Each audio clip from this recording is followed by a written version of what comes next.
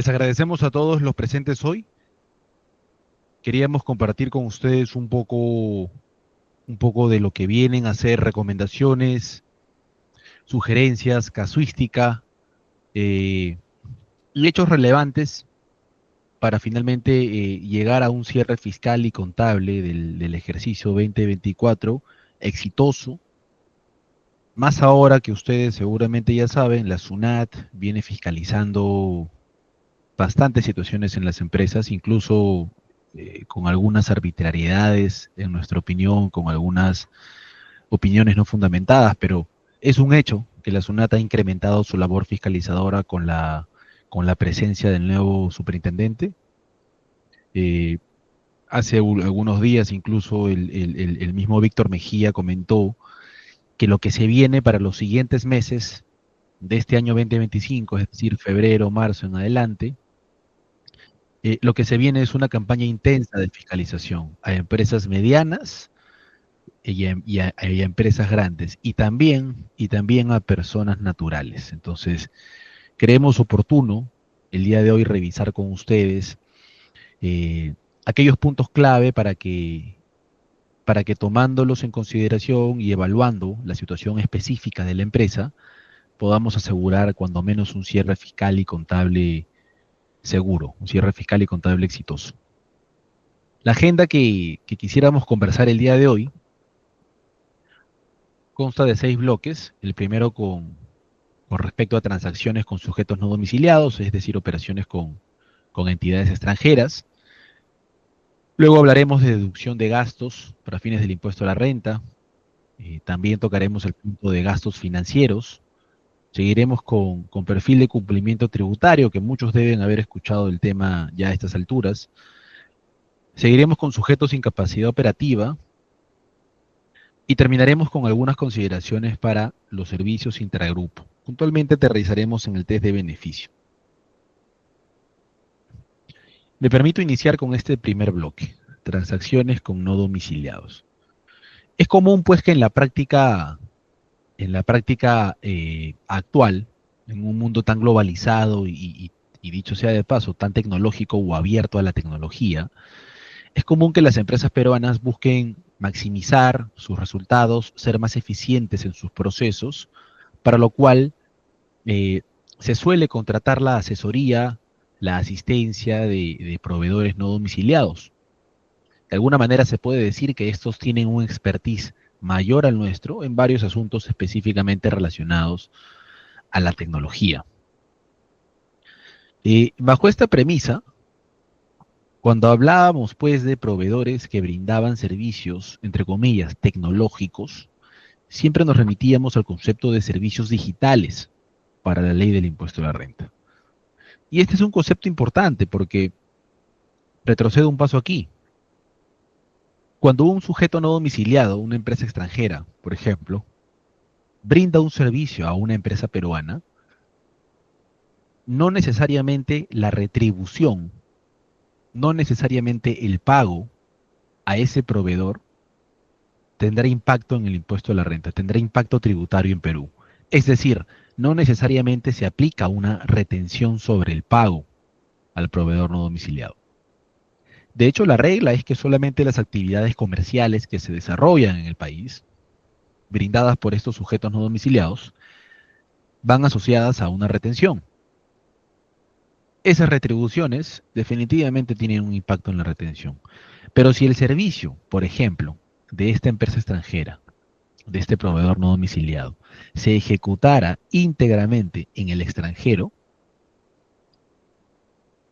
en la China, ¿no? Por citar un caso reciente con DeepSeek y esta nueva tecnología de inteligencia artificial.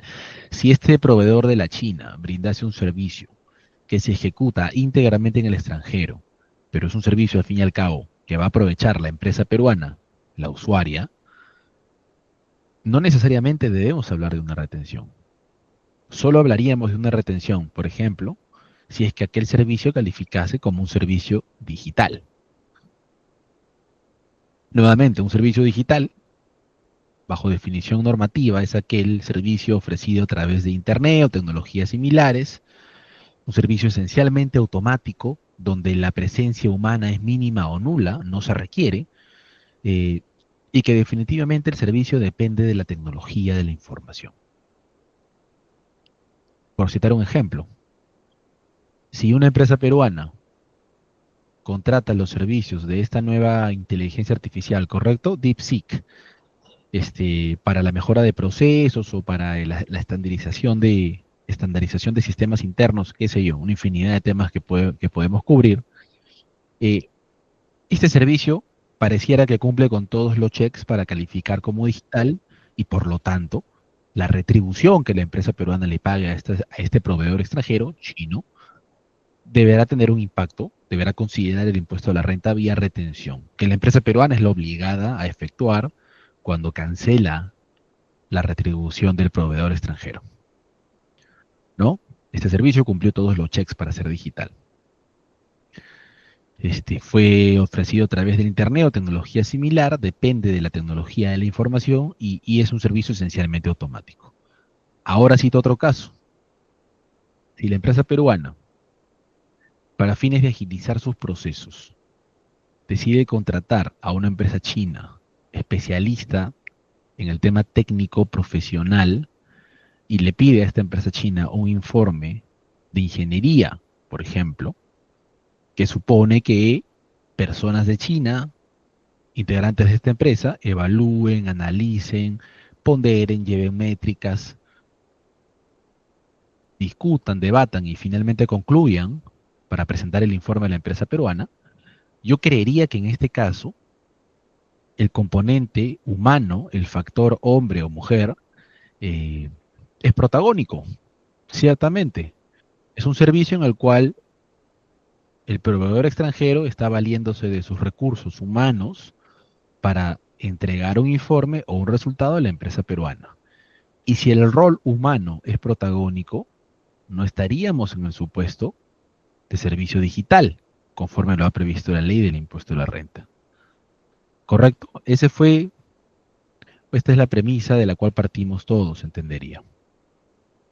Bueno, el año pasado la SUNAT publicó el informe que tenemos en pantalla, el 39-2024, eh, dando un paso más allá en su entendimiento de lo que debería ser un servicio digital, ¿no? La SUNAT lo que dice es, oye, aun cuando un servicio no cumpla con las características o los checks para entenderse como servicio digital, si el servicio se encuentra en la lista taxativa, en una lista publicada en el reglamento de la ley del impuesto a la renta, que asimila o asemeja estos servicios, estas prestaciones a servicio digital, no importa si este servicio, por ejemplo, mantenimiento de software, que lo pueden ver en la derecha, no importa si el mantenimiento de software involucra la presencia humana con rol protagónico, si el análisis humano es fundamental, si no se ofrece solamente a través de Internet, si no depende de la tecnología de la información, no importa. Si ese es el servicio que se está brindando, es un servicio digital, con lo cual aplica una retención del 30%.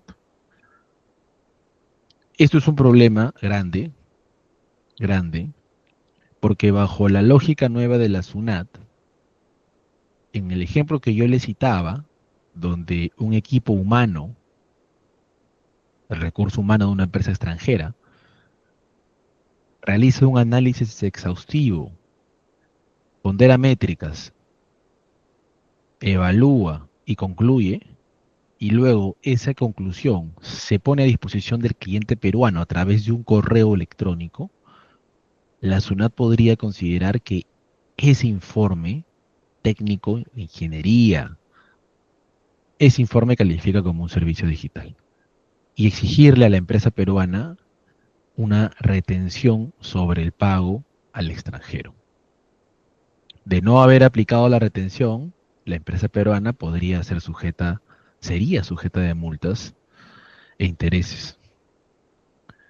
Entonces es un problema, ¿no? Es un problema porque estamos regresando a una era donde cualquier tipo de componente tecnológico que acompañe un servicio brindado por un no domiciliado podría considerarse como servicio digital. Y esto es un tema, reitero, importante de mapear para las empresas que tienen transacciones con no domiciliados de cualquier tipo, porque la obligación de retener el impuesto a la renta es de la empresa peruana. Las multas van a recaer sobre la empresa peruana.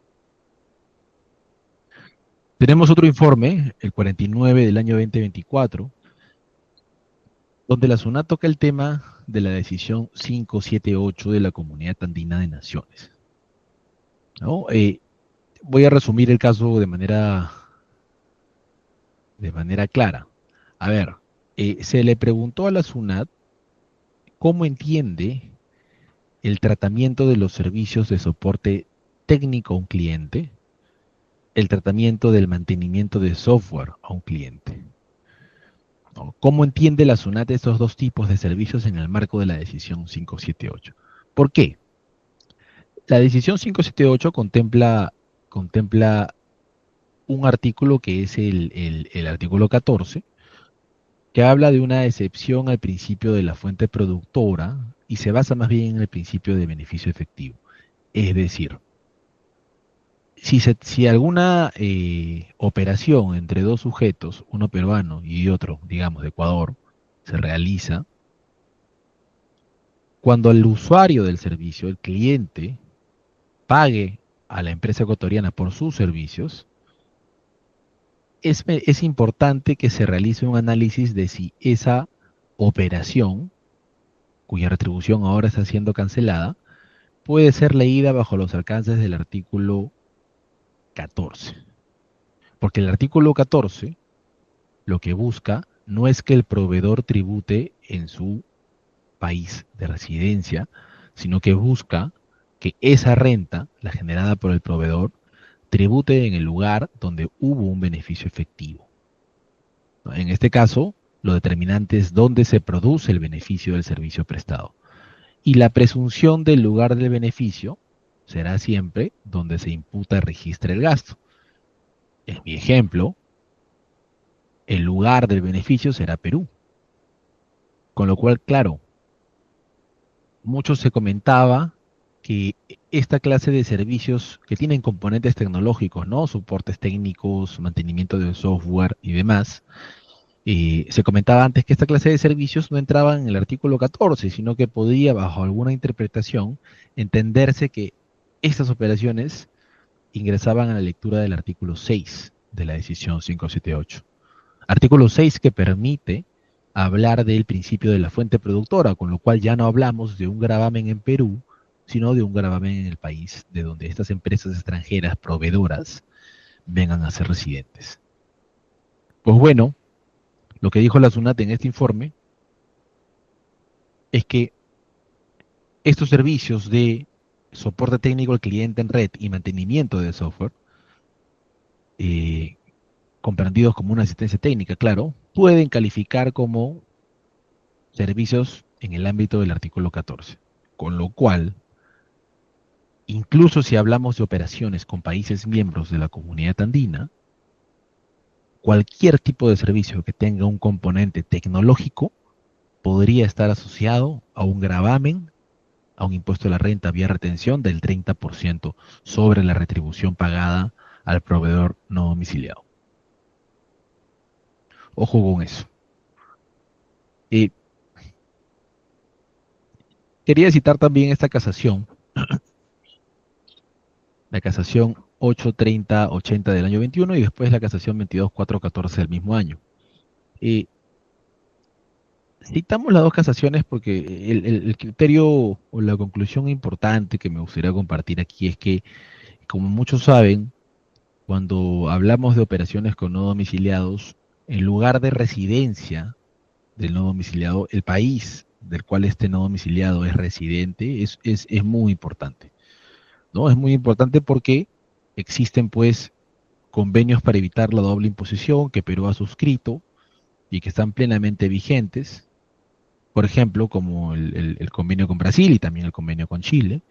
Y tenemos también a la norma comunitaria, a la decisión 578, ¿no? Que proviene de la Comunidad Andina de Naciones.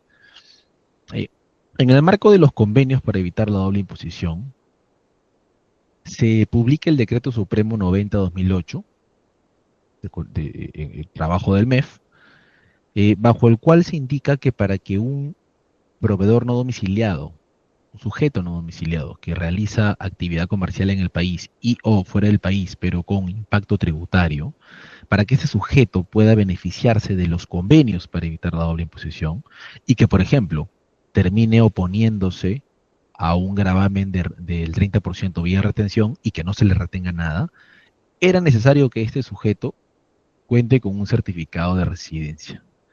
Se decía además que el certificado de residencia tenía que haber sido emitido y encontrarse vigente a la fecha en que la empresa peruana pagaba la retribución al no domiciliado.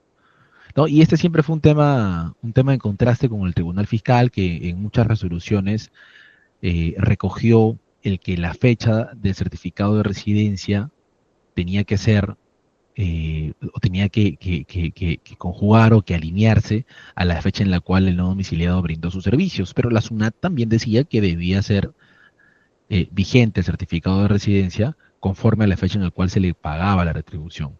Teníamos estas dos cuestiones. De cualquier manera, tener un certificado de residencia para aplicar los beneficios de un convenio tributario terminaba por ser muy engorroso, súper problemático, y la SUNAT eh, era bastante especialista en buscar situaciones específicas como esta y pues imponer el pago de tributos omitidos, más multas y sanciones más multas e intereses a las empresas peruanas, ¿no? Lo que se tuvo, lo que se tiene el día de hoy como un criterio vinculante de la Corte Suprema es que no es válido que se deba exigir el certificado de residencia para fines de que un no domiciliado pueda hacerse de los beneficios de un convenio, ¿no? De hecho, la exigencia del certificado de residencia para gozar del convenio vulnera el principio del pacta sunt servanda al establecer, al normar extra por encima de lo que las partes mismas, en el marco de un tratado internacional, como es un convenio tributario entre dos países, pudieran haber regulado. Esto además abre la puerta para que las empresas que han transado o que han trabajado o contratado servicios de no domiciliados evalúen la conveniencia de solicitar una eventual devolución de los impuestos que se hayan pagado indebidamente o en exceso, ¿no? Y vamos a ver también que si una empresa peruana termina por pagar un impuesto a la renta de un no domiciliado vía retención, digamos porque la SUNAT lo exigió así, el que está legitimado para exigir la devolución de ese pago del impuesto a la renta es el no domiciliado, porque él finalmente es quien termina siendo el contribuyente. Entonces hay que evaluar esto. Otro tema también, y me encantaría decirles que esto que les vengo comentando es absoluto, pero otro tema también es que la misma Corte Suprema, en algún pronunciamiento que vamos a revisar después en detalle, eh, ciertamente ha dado un paso hacia atrás, después de haberlo dado hacia adelante, y ha indicado que eh, los órganos jurisdiccionales, en este caso la Corte Suprema, no necesariamente obliga a los órganos administrativos, llámese Tribunal Administrativo, Tribunal Fiscal o SUNAT, a continuar o aplicar los criterios que ésta comparte, ¿no? Es posible que aquellos se puedan apartar de este criterio, con lo cual hay que evaluar la conveniencia de presentar una solicitud de devolución, por un lado, porque siempre el abrir una solicitud de devolución es un poquito ponerse un faro en la frente y que la SUNAT entienda que hay un sujeto al cual puede fiscalizar. Y por otro lado, hay que evaluar también el seguir, el continuar requiriendo los certificados de residencia y tenerlos antes de realizar el pago a los proveedores no domiciliados. Este es un RTF muy interesante que comparto porque tiene bueno, además de que la SUNAT, eh, digamos que manejó la fiscalización bajo una premisa muy dura respecto del contribuyente, eh, tomó el Tribunal Fiscal finalmente no le da la razón, rechaza sus alegatos y además el Tribunal Fiscal evalúa componentes del derecho tributario internacional que todavía no se materializan en el ordenamiento peruano, algunas cuestiones del así llamado soft law o derecho blando, para razonar, para técnicamente argumentar una posición que yo por lo menos comparto plenamente. Eh, pero ¿cuál es la estructura? ¿Qué es lo que sucedió? A ver, dos fondos de inversión administrados, trabajados y controlados desde Canadá, tenían pues una, eh, una inversión, una entidad establecida en Panamá, ¿no? Esta entidad, a su vez, tenía una inversión en una empresa peruana. Este es el momento uno. En el momento dos, esta empresa, esta empresa panameña decide redomiciliarse, ¿no? Y cambia su domicilio desde Panamá hasta Canadá. La empresa peruana seguía encontrándose en Perú, simplemente que ahora el propietario de la empresa peruana ya no estaba en Panamá, sino que se había redomiciliado a Canadá. En el momento 3, ya con los dos fondos en Canadá desde siempre, con la empresa B redomiciliada en Canadá y con la empresa A en Perú, es que la empresa B, el sujeto B, empresa, decide vender las acciones emitidas por A. Se las vende un tercero, en este caso un comprador peruano. El comprador peruano, eh, su pretexto de salvaguardar o protegerse o no abrirse a ninguna contingencia, el comprador peruano, pese a que no correspondía efectuar una retención sobre el impuesto a la renta, porque entre Perú y Canadá existe un convenio para evitar la doble imposición, que así lo determinaba, el comprador peruano decide efectuar una retención. Me parece que retiene el 30% del precio pagado a B. Eh, Eventualmente B intenta pedir una devolución y aquí es cuando surgen los argumentos de la SUNAT, ¿no? Lo que dice la SUNAT, y esto es muy interesante, la SUNAT indica que B, al haberse redomiciliado en Canadá, solamente hizo un uso abusivo del convenio. Hizo un acto denominado en términos en términos universales, treaty shopping, ¿no? Trianguló un estratagema, un artificio para favorecerse del convenio y que el impacto tributario en Perú desaparezca, ¿no? La SUNAT cuestionó además que B, por esta operación, tampoco tributó en Canadá, ¿no? Y cruzó información con la entidad administrativa tributaria canadiense. Cruzó información indicando que, como argumento, la SUNAT indicando que bajo las luces del convenio no es posible que no se tribute en ningún país, con lo cual estaba bien que se imponga un gravamen en Perú. Indicó también la SUNAT que los órganos de control de B, los órganos de control inmediato de B, se encontraban me parece que Islas Caimán o en algún país alrededor, pero que no estaban en Canadá, ¿no? Y que además había logrado confirmar que, por el intercambio de información con la autoridad canadiense, habría logrado confirmar que B no tenía trabajadores en Canadá, ¿no? Ni que contaba con cuentas bancarias. Ya. Lo que dijo aquí el Tribunal Fiscal es que, primero, la SUNAT no tiene potestad en su interpretación para determinar que el convenio tributario no puede utilizarse para lograr una doble no tributación, ¿no? Eh, la SUNAT como entidad administrativa no puede hacer ese análisis. Y si finalmente B, en el ejemplo, no debe pagar impuesto en Perú y por legislación doméstica en Canadá tampoco paga impuestos en Canadá, que de hecho en este caso puntual sí los pagó, pero fueron descontados de créditos que tenía. Pero si fuese así incluso, la SUNAT no puede tomar esto como un argumento para calificar la operación de un uso abusivo del convenio. Primero eso. Segundo, B en Canadá era una empresa que tenía sustancia.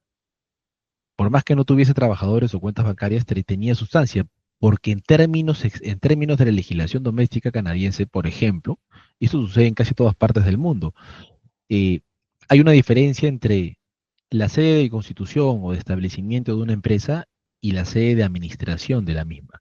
En este caso, si bien los directores de B se encontraban en Islas Caimán o en algún país similar, no perdamos de vista que los dos accionistas, los dos titulares o propietarios de B estaban también en Canadá, los dos fondos que están arriba. Con lo cual, no es suficiente que la SUNAT indique que los directores no residen en Canadá, sino que en otro país, para argumentar que hay un uso abusivo del convenio. ¿No? Es interesante el razonamiento al que llega el tribunal, la conclusión a la que llega el tribunal fiscal mediante este razonamiento, porque además cita cuestiones, reitero, derivadas del derecho tributario internacional que no necesariamente han sido recogidas en nuestro ordenamiento jurídico. Pero es una RTF que se presta mucho al tema, a la evaluación desde el punto de vista técnico. Esta es una, esta es una RTF también que comparto y considero relevante para quienes tienen operaciones con sujetos no domiciliados. Y, a ver, la recurrente pide una devolución de los importes que son retenidos indebidamente o en exceso en virtud del CDI Perú-Chile. O sea, lo que pasó fue que al no haber tenido la empresa peruana que le pagó a una empresa chilena por sus servicios, al no haber tenido en ese momento los certificados de residencia, la empresa peruana lo que dijo es, oye, tengo que retener. Y finalmente retuvo. Pero cuando tienen ya los certificados de residencia, la pregunta era, ¿a quién le corresponde gestionar la devolución de estos importes?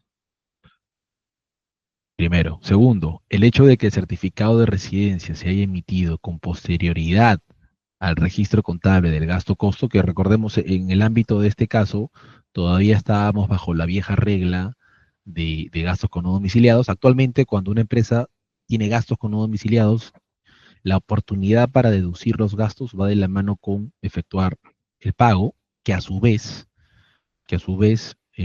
gatilla la retención del impuesto a la renta sobre el importe pagado. Antes de 2019, lo que pasaba era que si la empresa peruana provisionaba el gasto costo de esa operación con el no domiciliado, la empresa peruana tenía que pagar el monto equivalente a la retención, como si ya le hubiese pagado efectivamente la retribución al no domiciliado. Esto fue lo que sucedió aquí. La empresa peruana provisionó. La gran pregunta es, ¿el certificado de residencia llegó después? ¿Igual me habilita a mí como no domiciliado a pedirme devolución? Sí, claro que sí, porque en el momento en el cual se efectúa ese servicio, y se anota el gasto por parte de la empresa peruana, yo era un no domiciliado, era un residente de Chile en este caso.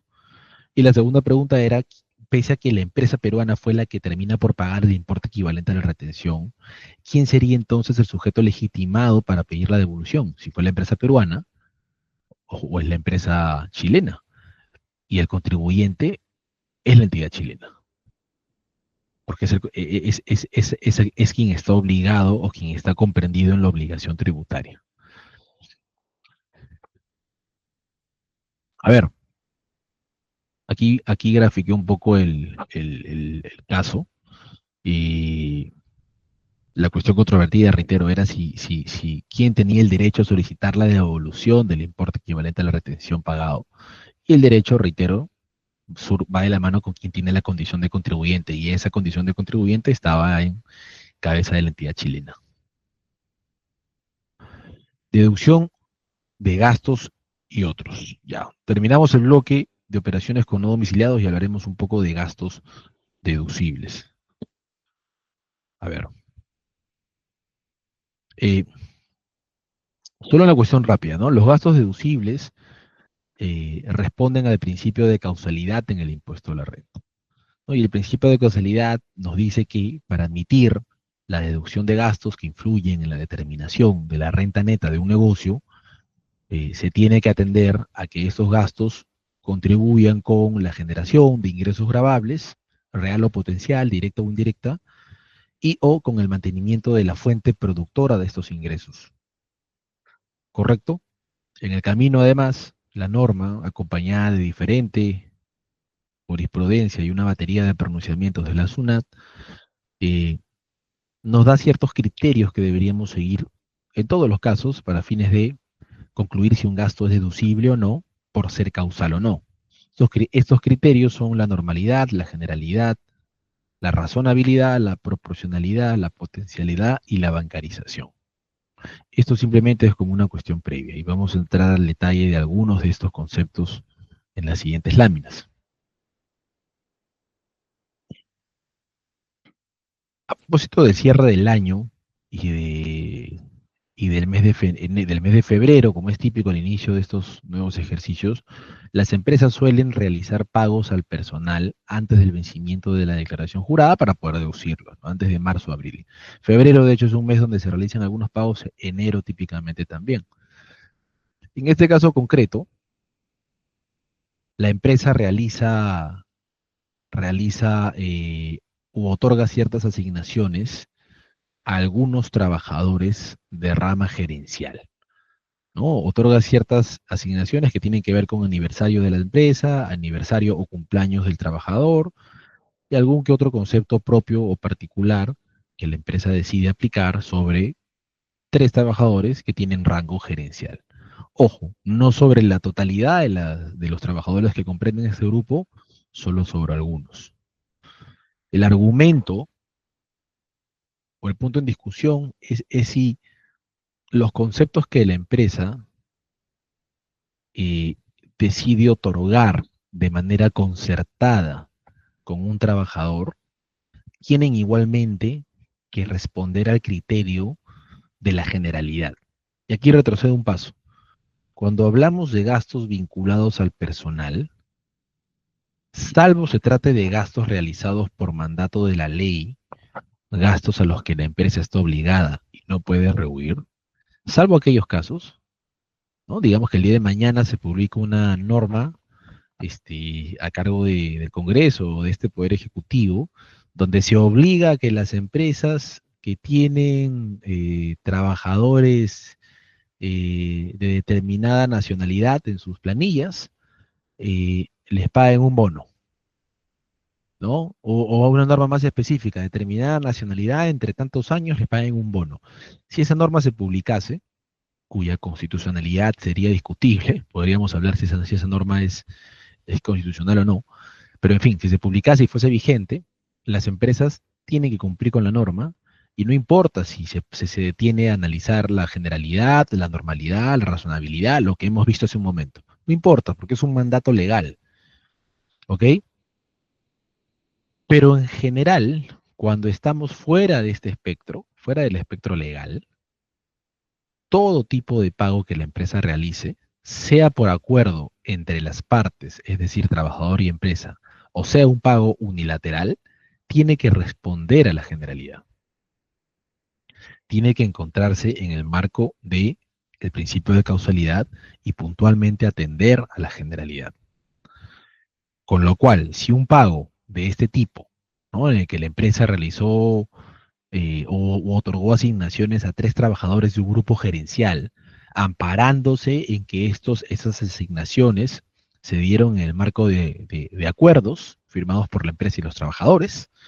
Si estas asignaciones no cumplen con el criterio de generalidad, y para ello la pregunta es, ¿por qué no se les dio las mismas asignaciones a otros trabajadores del mismo rango, del mismo tipo, que comparten criterios? La consecuencia es que esas asignaciones serían gastos no deducibles, fueron gastos no deducibles. Gasto por cese voluntario de quien trabajó para una empresa vinculada. Este RTF es muy interesante, ciertamente no es tan nueva, porque es del año 2000, se publica en el año 2022, pero dice año 2020 la fecha de sesión en sala, pero me permito compartirla porque es un caso que vemos constantemente en fiscalizaciones. De hecho, hace poco algún cliente nuestro, eh, por el ejercicio 2022, en una fiscalización definitiva del impuesto a la renta,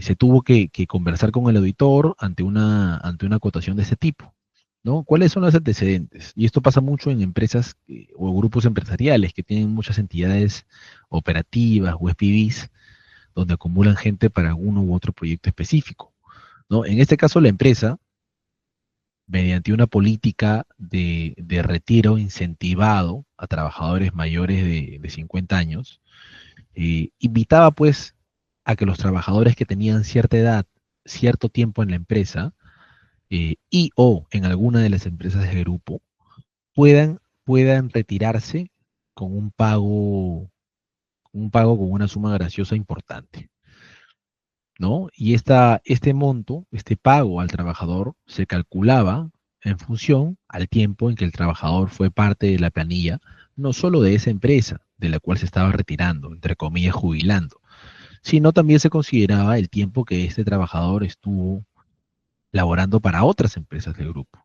Y de hecho en la política, eh, la empresa, de este caso concreto, la empresa fue muy clara porque se indicaron textualmente cuáles eran esas empresas relacionadas, cuáles eran las empresas vinculadas, por qué se consideraba que había vinculación, los términos de la vinculación.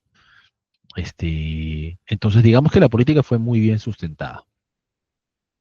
Pese a ello, la SUNAT indicó que la parte proporcional a este incentivo, ¿ok? La parte del incentivo que responde al tiempo en que el trabajador laboró para otra empresa distinta, a la cual ahora está haciendo el pago, no podría ser deducible, porque no cumplía con el principio de causalidad, ya que este pago se trataría de una liberalidad, de una discrecionalidad, de algo que la empresa quiere realizar por sí misma, mas no se aceptó que se compute para fines de este incentivo. La gran pregunta fue, los gastos por conceptos de esta gratificación extraordinaria, que fueron calculados en función a los años trabajados en una empresa vinculada, en una o más empresas vinculadas a la recurrente, ¿cumplen con el principio de causalidad o son liberalidades? Lo que dijo el Tribunal Fiscal básicamente es concluir que el gasto es causal y por tanto deducible, pero la razón de fondo, lo importante, es que el tribunal valora que la administración, la SUNAT, nunca cuestionó la fehaciencia, la realidad del gasto. Tampoco cuestionó su generalidad, porque se aplicó a todos los trabajadores del grupo, mayores de 50 años y que tuviesen tanto tiempo en la empresa o las empresas vinculadas. Tampoco cuestionó la razonabilidad, es decir, que de acuerdo a la situación general de la empresa y del grupo, se puedan otorgar estos pagos. Tampoco cuestionó la proporcionalidad. Y de hecho, lo que sucedía es que la empresa que pagaba los incentivos tomaba los años que un trabajador había elaborado para la otra empresa simplemente para llegar a un cálculo de cuánto es que le correspondía como gratificación al trabajador que partía. No es que se estaba indicando entre empresa y trabajador, no es que se estaba pactando el pago de una liquidación atrasada, de una liquidación que le correspondía a otra empresa, pero que la asume ahora la nueva empresa. Para nada, simplemente se trató de un incentivo que tomó como base de cálculo este factor, los años trabajados en otra empresa. Y es válido que se tome como base de cálculo algún driver que suene o que haga sentido para el negocio, considerando el sector y las circunstancias de la empresa. Es completamente válido. Y esto fue lo que dijo el Tribunal Fiscal. Aceptó la causalidad del gasto.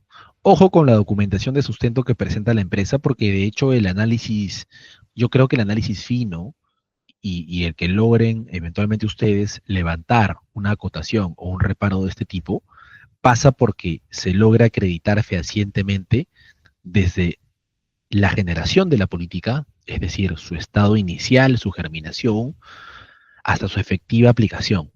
La carta de renuncia del trabajador, la aceptación de la renuncia, el documento firmado donde el trabajador acepta la base de cálculo para su incentivo y demás.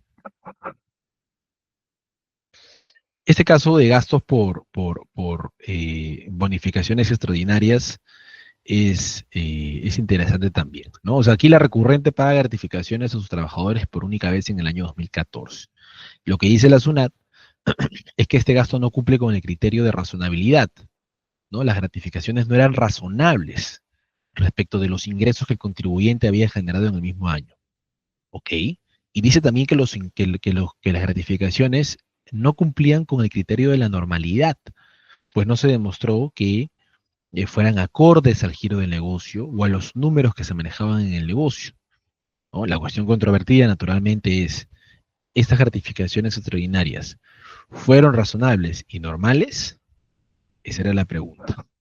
Ahora, primero aquí vamos con la normalidad. ¿Qué es la normalidad del gasto y cómo debe entenderse? ¿No? La normalidad del gasto va asociada a la función principal o a las funciones principales que acompañan el desarrollo de una empresa, ¿no? Por ejemplo, si tenemos una empresa en el sector construcción, es normal pues que la empresa gaste en servicios de arquitectura, suministro de bienes para la construcción, servicios de diseño, ¿no? Eh, compra, por ejemplo, de materiales de seguridad, guantes, compra de capacitaciones, es normal, no es parte del giro del negocio realizar estas erogaciones. Y la razonabilidad respecto de los ingresos del contribuyente tiene que ver con que si la empresa tiene un estado de resultados al final del ejercicio muy bueno, hace sentido pues que se otorguen bonificaciones extraordinarias a los trabajadores. Pero si la empresa no tuviese resultados, tuviese pérdidas, más aún, viene acumulando pérdidas de años anteriores, no hace mucho sentido que la empresa termine aplicando, pagando gratificaciones extraordinarias. ¿Correcto? Esos son los dos conceptos. El argumento de defensa de la empresa en este caso para otorgar esas bonificaciones extraordinarias, aun cuando sus ingresos del año 2014 y las gratificaciones que pagó no tenían match en cuanto a la razonabilidad, no había mucho sustento porque la empresa no generó muchos ingresos, y aún también cuando no se trató de gratificaciones del todo normales, porque no acompañaban a la práctica diaria de la empresa. Lo que dijo la recurrente fue, yo termino por pagar estas gratificaciones porque en el sector, llámese construcción, se están realizando estos pagos. Y si yo no avanzo con realizar estos pagos, eh, yo podría estar en riesgo de perder a mi capacidad, a mi recurso humano. Entonces tengo que pagar. Bueno, el Tribunal Fiscal dice, y creo de manera acertada, que corresponde revisar la situación específica del negocio, ¿no? Y revisarla además con base en documentos fehacientes. No así, no así con documentos que supongan el Estado o la defensa de otras empresas o cómo está el sector, sino específicamente el negocio. Y gastos por regalías, creo que este es un gasto bastante frecuente en los últimos años. La división de marcas, signos distintivos o símbolos que suelen registrarse y que una empresa puede aprovechar, entre comillas, pagando una regalía, se ha vuelto una situación muy recurrentemente fiscalizada por parte de la SUNAT, ¿no? Aquí lo que se dijo, o sea, la SUNAT lo que cuestionó es que las regalías que una empresa le pagaba a un accionista, a uno de los accionistas de la empresa, no constituían gastos deducibles. ¿Por qué? Porque en el marco de una fiscalización, la empresa no logró sustentar para la SUNAT que la marca como tal le hubiese permitido a esa empresa mantener su estatus, sus atributos, sus valores y eventualmente su margen reputacional, ¿no? Para la SUNAT esto no estaba sustentado. Lo que dice el Tribunal Fiscal, luego de analizar el contrato de licencia, la resolución de signos distintivos del INDECOPI, el certificado del registro de propiedad industrial y lo más importante, además de la factura, lo más importante, el informe económico financiero y de marketing y de valorización que tenía la empresa, ¿Ok? El Tribunal Fiscal lo que dice es que la marca y los signos distintivos siempre contribuyen a crear un valor diferencial. Siempre. Por lo tanto, de acuerdo con el sustento presentado por el contribuyente, que de fondo lo que más pesó fue este informe de valorización, el gasto por regalías se encontraba correctamente sustentado y era causal. Ojo con esto porque cuando hablamos de regalías y de marcas, incluso hace ya una temporada, hace más de un año, la SUNAT ha indicado que mucho usan los contribuyentes la figura de regalías y marcas para eludir, diferir o reducir la carga tributaria. Y de hecho, el tema de regalías está en el esquema de operaciones de alto riesgo que la SUNAT podría fiscalizar sobre pretexto de la norma decimosexta de la cláusula antilusiva general. Bueno, este RTF a mí me gusta porque permite tener o llegar a un buen puerto, a un puerto seguro, a una luz, en cuanto a que el argumento de que las marcas sí se pueden, entre comillas, eh, licenciar o se pueden transferir y se permite su explotación a través de un tercero a cambio de regalías, es una operación, es una operación ordinaria, es una operación normal y que se puede, sin duda alguna, adherir a la marcha de un negocio, ¿no? Resalto igualmente la documentación de sustento, especialmente el informe económico financiero, que viene a ser el gancho principal por el cual el contribuyente defiende cómo es que suma la marca en su empresa. Este caso, y ya para cerrar el tema de gastos deducibles, es el de políticas de descuento. Esto también sucede y bastante y hemos tenido una infinidad de reparos en el último año, perdón, una infinidad de esquelas o de notificaciones de la SUNAT pidiendo explicación al respecto. ¿No? Pidiendo explicación además que no le corresponde pedir a la SUNAT, que excede la ley su requerimiento. Y ahora vamos a ver por qué. El caso es de una recurrente, una empresa que otorga descuentos por montos mayores a los que normalmente otorga a sus clientes.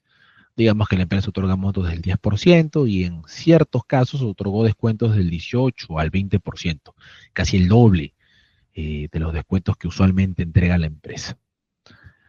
La SUNAT entonces repara los descuentos, cuestiona los descuentos otorgados respecto al débito y al crédito fiscal del IGB porque indica que estos no se encuentran fehacientemente sustentados en una política de descuentos y que además no cumplen con el criterio de generalidad, ¿no? Recordemos que eh, el otorgamiento de descuentos, de acuerdo con la mecánica del IGB, va asociado a una reducción del impuesto bruto, a un ajuste del impuesto bruto o del débito fiscal, ¿correcto?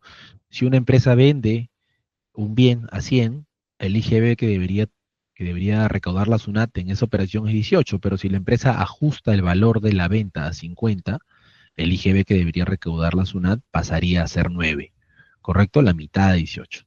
Bueno, en este caso, debido a ello, la SUNAT cuestiona los descuentos, eh, los cuestiona, finalmente los tilda de no fehacientes y que no cumplen además con los requisitos que están en la norma. Entonces hay que ver, hay que determinar primero qué es lo que dice la norma. Y aquí el numeral 13 del artículo 5 del reglamento de la ley del IGB es claro, lo que dice básicamente es que para que los descuentos sean válidos y apliquen, esos deben ser generales o responder a la costumbre de la plaza, deben encontrarse sustentados en el comprobante de pago o en la nota de crédito respectiva, y no deben calificar como retiros de bienes, ¿no? Básicamente eso. Lo que en este caso intentó la SUNAT es extralimitar su interpretación de la ley, exigiendo que el contribuyente, digamos, exigiendo que el contribuyente acredite mediante maneras que escapan a lo que está en la ley del IGB y en su reglamento, eh, el cómo se llegó a aplicar esos descuentos, ¿no? El por qué no se logró el contribuyente hacer de los ingresos que debió hacerse en circunstancias normales. Y aquí, reitero, este es un craso error de la SUNAT el de iniciar una actividad fiscalizadora con base en opiniones o criterios que ella encuentra, en su opinión, justas, pero que no están en la norma. Y es algo que está pasando lamentablemente muchísimo. Bueno, si les parece, antes de hablar de gastos financieros, una pequeña pausa. Yo creo que podemos seguir. Sí, creo que mejor seguimos para no perdernos en el conversatorio. Esto además es un tema muy sencillo, relativamente rápido de revisar, pero súper importante y quería compartirlo con ustedes. Eh, el devengo de las comisiones de estructuración, ¿no? ¿Qué son las comisiones de estructuración? Y es algo también que nos ha pasado este año y que para nuestra fortuna logramos terminar a buen puerto, pero que no dudo que todavía hay parte de la administración tributaria fiscalizando de manera alejada de los parámetros de la ley. ¿No? Las comisiones de estructuración son aquellas, a ver, en principio, son aquellos pagos que la empresa realiza a aquel profesional técnico o especialista que se encargó de diseñar un financiamiento. ¿No? El que realiza, por ejemplo, la estructura de un préstamo sindicado, aquel que dibuja el préstamo, que hace las corridas y las proyecciones financieras y que le dice a la empresa finalmente cuál es el producto que debe tomar, si debe avanzar con la emisión de bonos, si debe recurrir a un préstamo corriente, si debe garantizar. Aquel que diseña toda esa estructura finalmente comisiona por su servicio. La gran pregunta es, o la gran pregunta fue, los gastos por comisiones de este tipo, ¿no? De estructuración, así como los gastos de asesoría legal, asesoría financiera, de auditoría, entre otros, que una entidad financiera incurra para emitir bonos de manera eficiente, serán gastos que debe devengar cuando cuando terminaron de prestarse aquellos servicios o se deben diferir o su reconocimiento como gasto, su afectación a resultados debe darse durante el plazo de la vigencia del bono, que es el producto final al que se quiere llegar, ¿cierto? Bueno, la respuesta de la SUNAT fue que los gastos por comisiones y otros gastos de estructuración, reitero, asesoría legal, asesoría financiera, clasificación de riesgos y demás, se devengan en el ejercicio en que culminen dichos servicios siempre que la obligación de pagarlos claramente no esté sujeta a alguna condición suspensiva o su contraprestación no se fije en función a un hecho o evento futuro. Pero en circunstancias normales, estos gastos se devengan en el ejercicio en que culminan los servicios. El desarrollo de la SUNAT es interesante porque se basa además en una resolución SBS del año 2020, eh, con lo cual termina por indicar que pese a que el tratamiento histórico podría haber sido diferir el reconocimiento del gasto a lo largo del producto que se logró, en este caso el financiamiento, se trata de operaciones o de actividades o de prestaciones que deben ser analizadas independientemente, ¿no? Y que son productos distintos al financiamiento, que no comparten naturaleza ni siquiera, con lo cual habría que esperar a la culminación del servicio para devengar el gasto, reitero, siempre que no esté sujeto a condición o que no se fije su contraprestación con base en un hecho o evento futuro. Tenemos ahora esta jurisprudencia del Tribunal Fiscal, ¿no? Donde la recurrente devenga gastos por comisiones de estructuración en el año 2017 en función al interés asociado al préstamo. La SUNAT dice que el gasto de comisión por comisión de estructuración está relacionado a un acto significativo por lo que estos se devengarán cuando se haya completado este último gasto significativo, que es la obtención del préstamo, y esto ocurrió en años anteriores al 2017. La gran pregunta es, ¿los gastos por comisión de estructuración devengaron en el 2017 o debieron entenderse antes? Bueno, lo que dice el Tribunal Fiscal, bajo la lógica misma que acabamos de revisar en el informe, es que estos gastos se devengaron en los citados ejercicios, es decir, previos al 2017, por lo que debieron ser deducidos íntegramente en aquellos y no amortizarse durante el plazo de los financiamientos como lo hizo la recurrente. Y es justamente lo que acabamos de ver. Los servicios asociados al financiamiento no son los servicios del financiamiento, no es el financiamiento, no es el hecho como tal. La comisión de estructuración es igual como una asesoría legal. La asesoría legal termina cuando el abogado termina o pone a disposición del cliente el informe. El reconocimiento del gasto por la asesoría del abogado no tiene por qué diferirse de la mano con el producto al cual el cliente pretende acceder, en este caso el préstamo. Estamos de acuerdo con esta resolución. Y tenemos también esta casación que nuevamente abre la discusión de cómo debe entenderse una comisión de estructuración, ¿no? ¿Qué sucede? Se impugna una RTF que declara que los desembolsos por la obtención de un préstamo estructurado por una comisión de estructuración para adquirir un inmueble eran gasto y no costo, ¿no? Y se había sustentado en el criterio de un RTF anterior, según la cual al ser la comisión de estructuración un pago para tener un financiamiento, se califica como un gasto por intereses, encontrándose excluida del costo computable. Lo que dice la Corte Suprema, y yo creo que parte de un error, ahora vamos a ver por qué, es, de acuerdo al artículo 20 de la Ley del Impuesto a la Renta, artículo referido al costo, se computan como costos no solo la contraprestación pagada por dicha adquisición, por la adquisición del bien inmueble, en este caso, de la empresa, sino por todos los costos incurridos para su concreción. Únicamente se considera como gastos a los intereses, los cuales no forman parte de los costos computables. Entonces, dice la Suprema, como los intereses no pueden ser asociados al concepto de comisión de estructuración, y hasta en este punto estamos de acuerdo, ¿correcto? Los intereses van por un lado, la comisión de estructuración va por otro.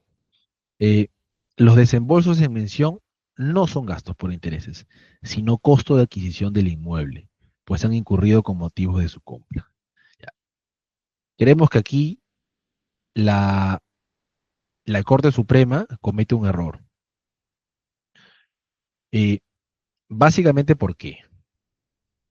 Porque el artículo 20 analiza precisamente el tema del costo, y, pero está asociado, digamos, cuando el artículo 20 analiza el tema del costo, estamos hablando de un bien, estamos hablando de un bien que para ser adquirido por la empresa se asumen el pago de ciertas cuestiones, conceptos como comisiones, este, incluso penalidades, cualquier tipo de pago que la misma mecánica comercial para la adquisición del bien sea necesario realizar.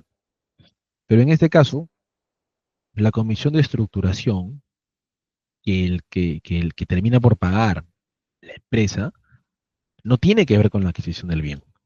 Primero la empresa paga por un servicio para que le diseñen ese, para que le estructuren ese financiamiento, termina ese servicio y con el capital obtenido, con el capital cedido, es que adquiere el bien.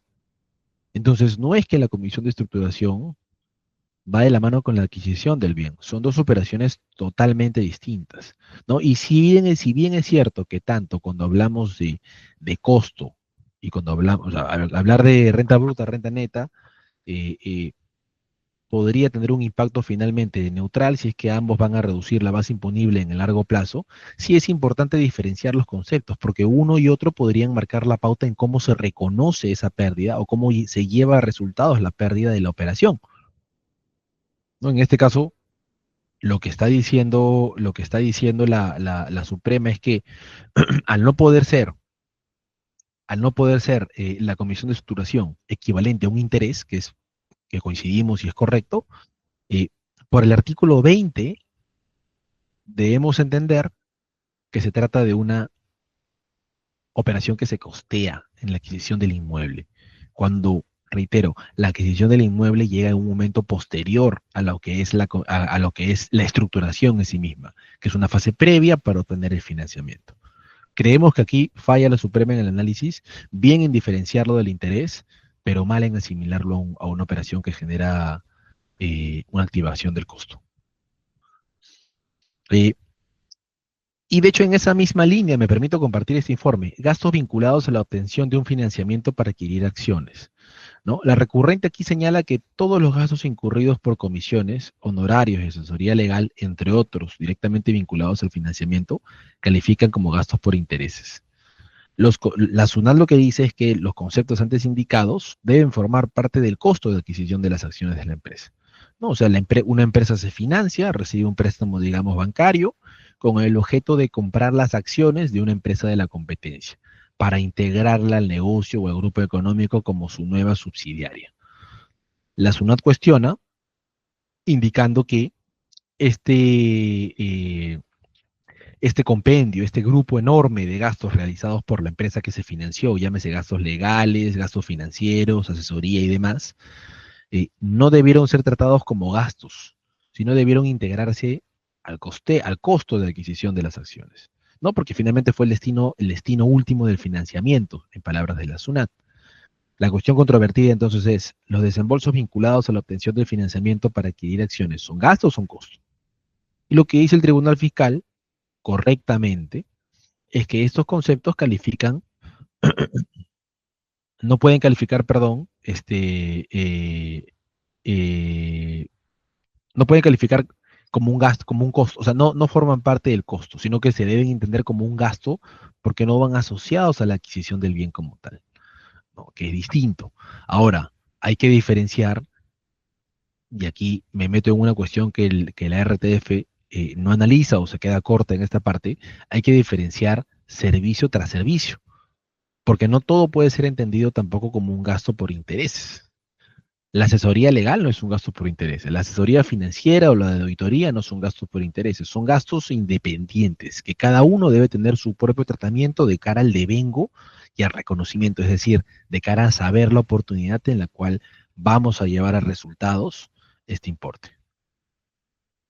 Y me permito ahora terminar la presentación. Nos hemos quedado un poco cortos.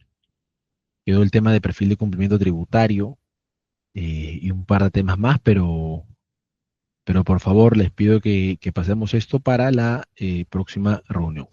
Agradecido.